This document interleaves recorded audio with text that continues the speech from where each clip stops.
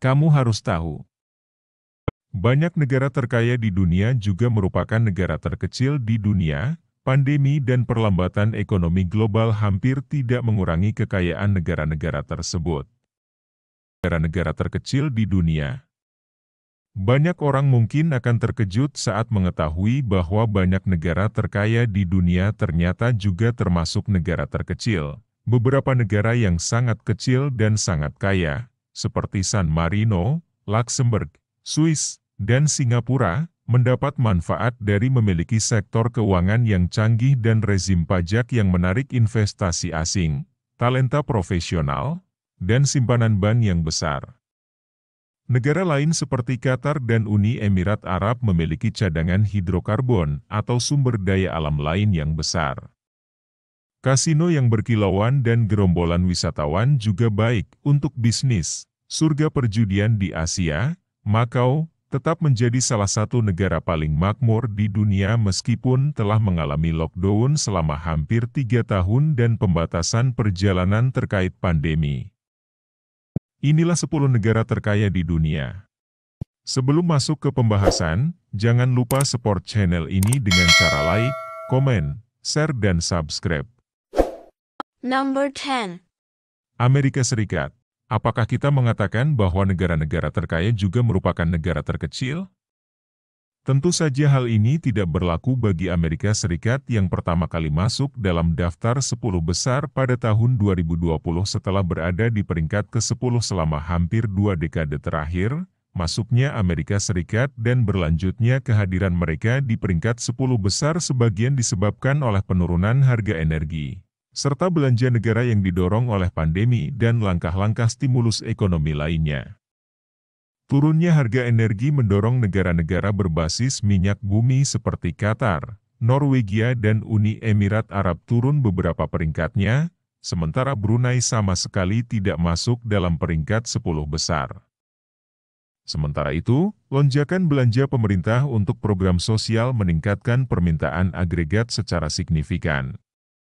Akibatnya, AS mengalami rekor resesi terpendek pada awal tahun 2020, hanya berlangsung selama 2 bulan. Pasar kerja Amerika juga telah pulih sejak awal pandemi, meskipun inflasi yang mencapai rekor tinggi seringkali berdampak pada upah pekerja. Number 9. Norwegia. Sejak ditemukannya cadangan minyak lepas pantai yang besar pada akhir tahun 1960-an, mesin ekonomi Norwegia digerakkan oleh minyak. Sebagai produsen minyak bumi terbesar di Eropa Barat, negara ini telah memperoleh manfaat selama beberapa dekade dari kenaikan harga, hingga hal tersebut tidak terjadi, harga-harga anjlok pada awal tahun 2020, kemudian pandemi global pun terjadi, dan krone terjun bebas.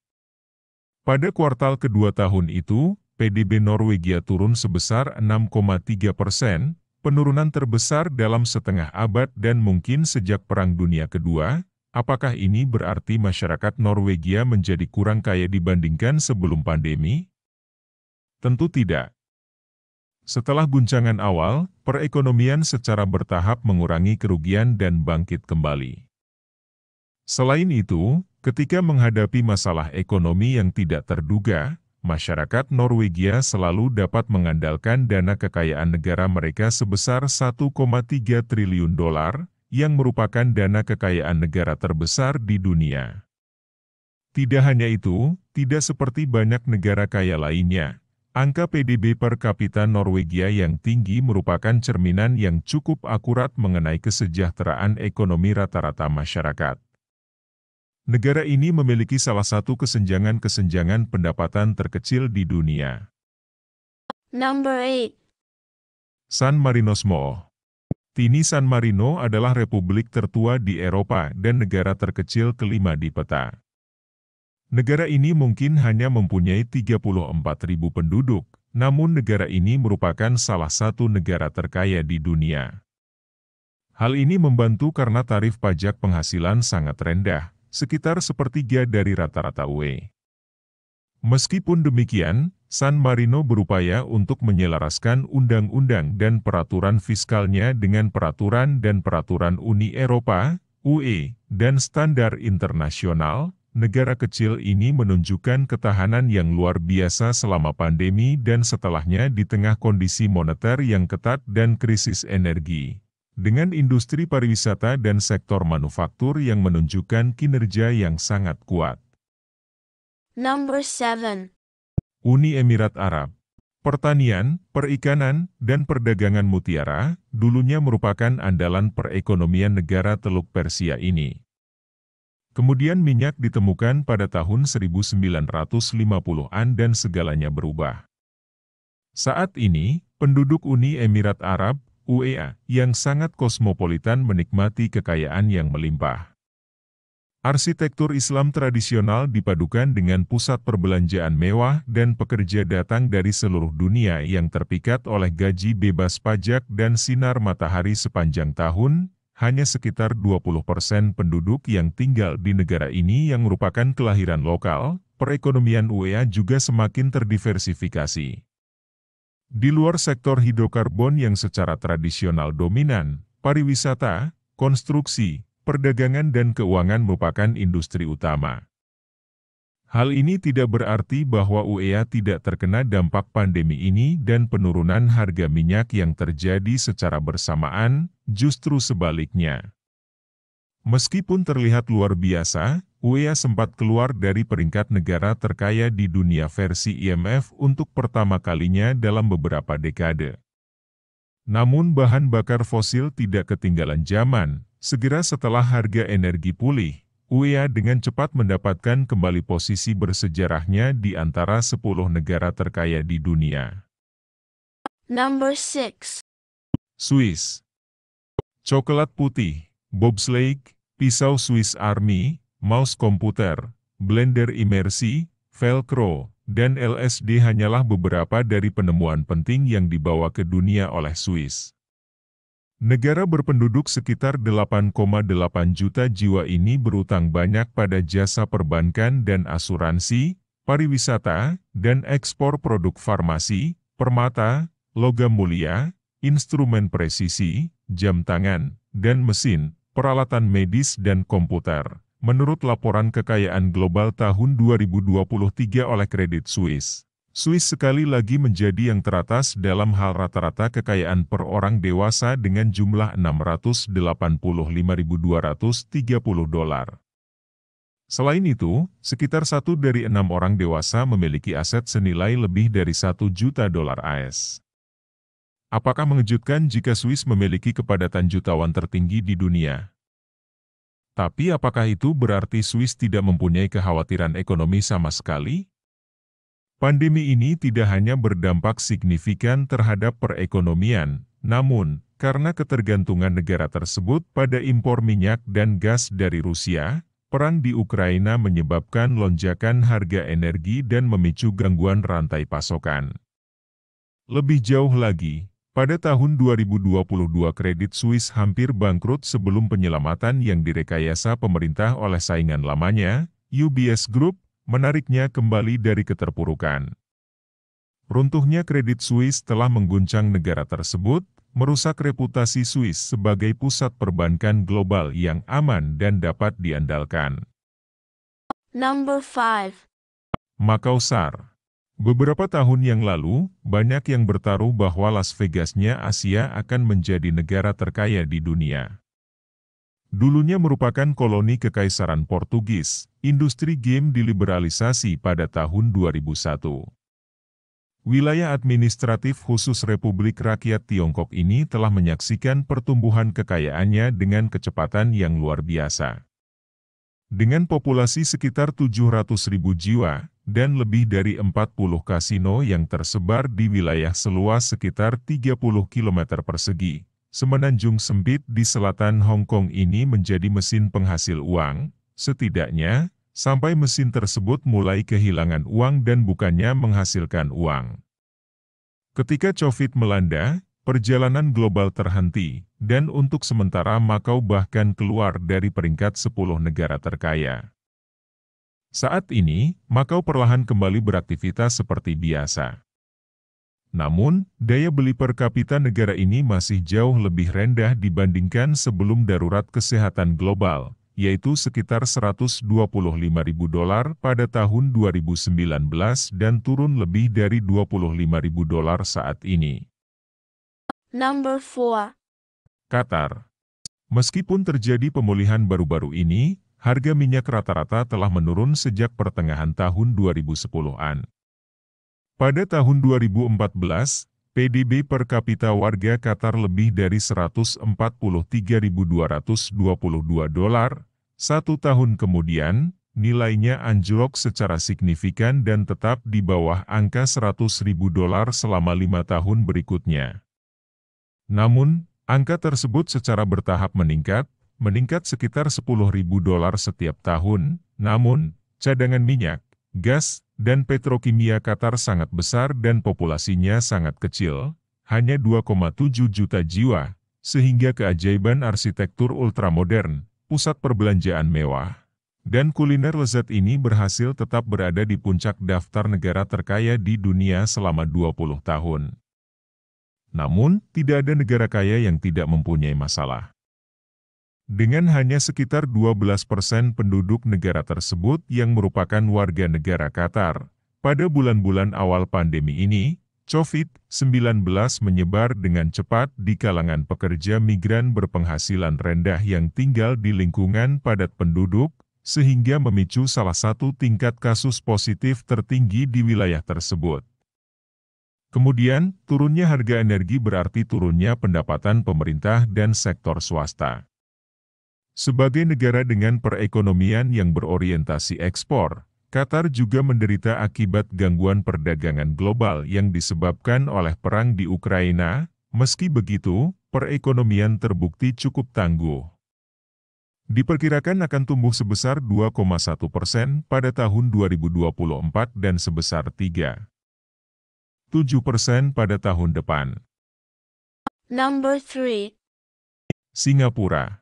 Orang terkaya yang tinggal di Singapura adalah pendiri perusahaan peralatan medis Mindray, Lee Siew-ting, yang kekayaan bersihnya diperkirakan mencapai $15,6 miliar. Saudara sekaligus pengembang properti Robert dan Philip Ng berada di urutan kedua, dan Goh Cheng Liang dari Wuthelam Holdings, yang memproduksi cat dan pelapis, berada di urutan ketiga. Di tempat keempat dengan aset sekitar $9,6 miliar, walaupun selama bertahun-tahun ia menempati posisi teratas dalam peringkat tersebut, adalah Eduardo Saverin, salah satu pendiri Facebook, yang pada tahun 2011 meninggalkan AS dengan 53 juta saham perusahaan tersebut dan menjadi perusahaan besar. Penduduk tetap negara kepulauan.